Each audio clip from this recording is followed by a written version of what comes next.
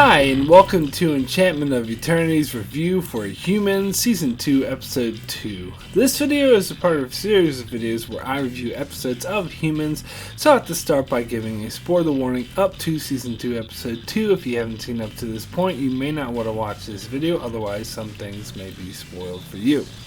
So before I begin my review, I have to point out that it's been brought to my attention that Season 2 of Humans doesn't air in the US until next January. So some who aren't familiar with my channel may hear my American accent and assume that must mean I'm in the US and pirating this show. However, as those familiar with my channel will know, although I'm originally from the US, I live in New Zealand, and in New Zealand is getting Humans the same time as the UK. So I decided not to wait until it airs in the US and to simply review it now, as this is when I'm watching it for the first time and totally legal as well.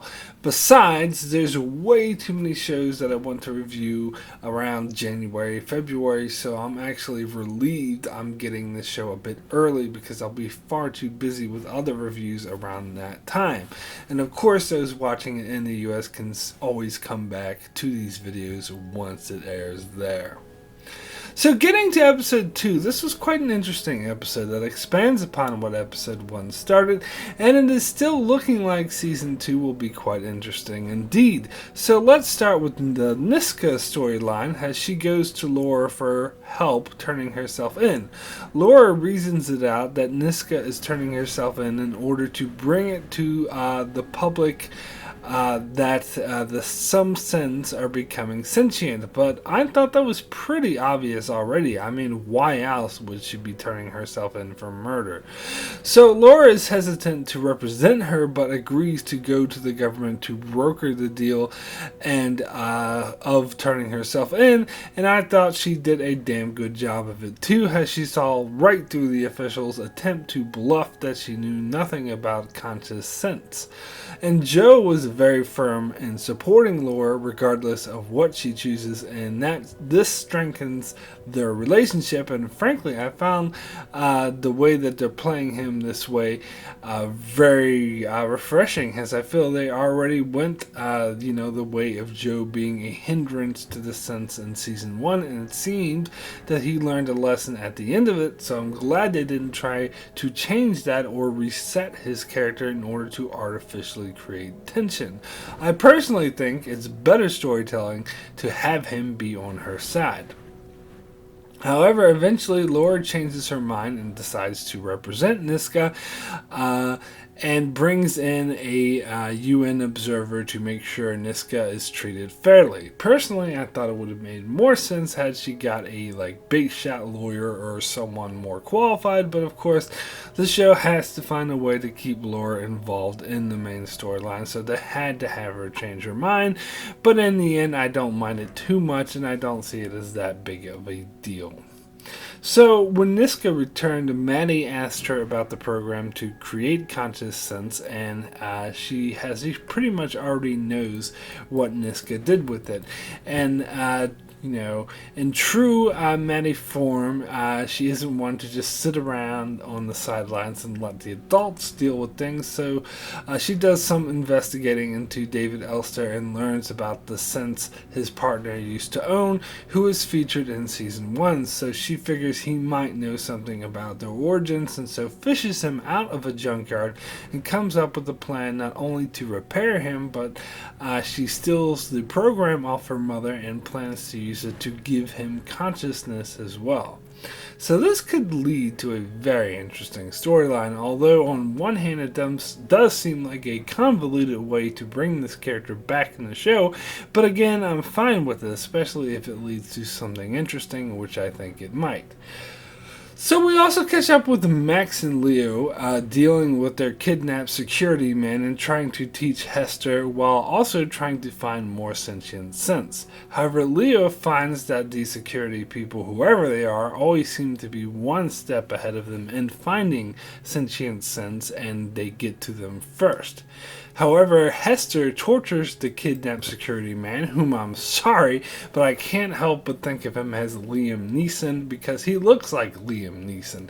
Anyway, Hester tortures Liam Neeson until he gives away that they are taking the Sins to a place called the Silo. But Max and Leo aren't okay with Hester torturing people, but Hester seems confused by their reluctance and argues that they are trying to kill them, so an equal response is appropriate, and I can't help but see her point of view. However, it becomes apparent that she has no clear concept of right and wrong, which actually raises a very interesting concept, as we are essentially talking about new life forms being created and thus wouldn't really understand what it means to be conscious or human concepts like morals, so her reaction is quite interesting. Of course, she reveals that the factory she worked at, the workers there would destroy and brutalize Sins for fun, so that kind of gives her a bias against humans and a more brutal nature. It seems to me they are doing with Hester what they kind of already did with Niska in Season 1, as she similarly suffered through trauma caused by humans, which gave her a more hostile disposition. However, it seems Niska is serving another purpose in Season 2, so they're having to have Hester fill in that role. But I have a feeling Hester is going to be even more hostile than Niska ever was. In fact, I wouldn't be too surprised if she became a villain. But I'm not totally convinced that will happen. Personally, I hope not, as I would find that kind of predictable. I hope we do eventually see Conscious Sense and Leo's group grows even more bigger as they encounter more Conscious Sense, which I hope become more main characters. And at the end of the episode, Max, who is overly sympathetic, sneaks out in the night and lets Liam Neeson go, but Hester witnesses this and takes the opportunity to kill him, but not before he says, "I have a special set of skills. I will find you and I will kill you." But then Hester kills him. So, I wonder how Max and Leo will react to this, or perhaps they won't even find out. I'll be very curious to see. As for the Anita storyline, I was less impressed with this, as it went in a pretty predictable direction, as she became sympathetic to the man she was working for and ended up breaking character, so to speak, to comfort his mother, which wasn't a very smart thing to do, and then she scams the bank in order to get more money for him. Of course, when he finds out about this, he notices something is up, which leads him to discovering that she does indeed have feelings, and this was so predictable. I knew Anita would feel sympathy for him and thus would do something to give herself away. I only hope that he doesn't end up turning her in or turning against her, as I think that would be far too unoriginal, but we'll see. So we also check back in with Dr. Morrow as she dissects and destroys several sentient Sins to try to discover what makes them sentient. And the morals behind this is a bit questionable, particularly knowing these are sentient beings. It's really driven home when one of them asks if this is what fear feels like, and she just tells them to shut up.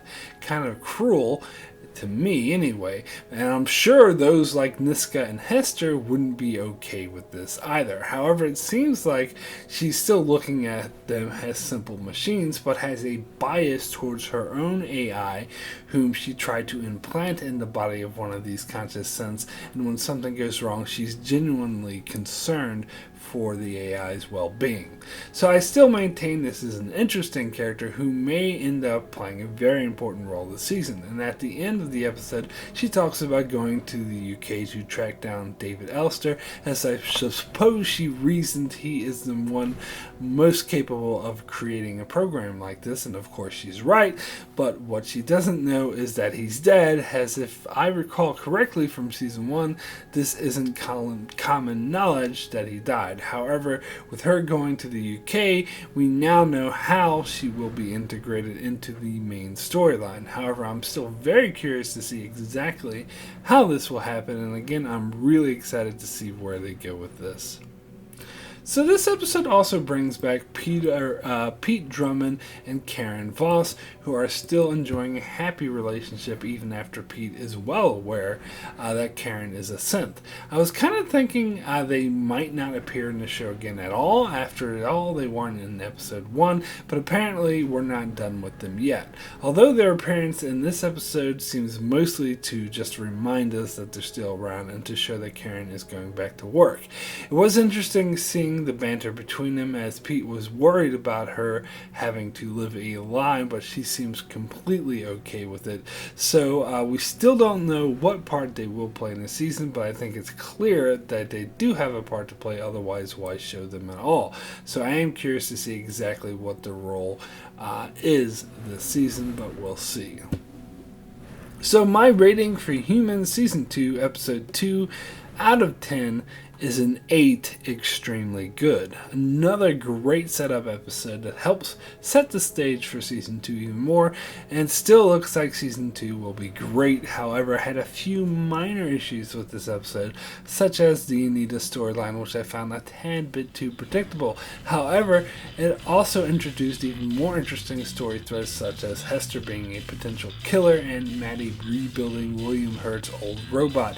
So overall, still another great episode that makes me excited for the rest of the season to come.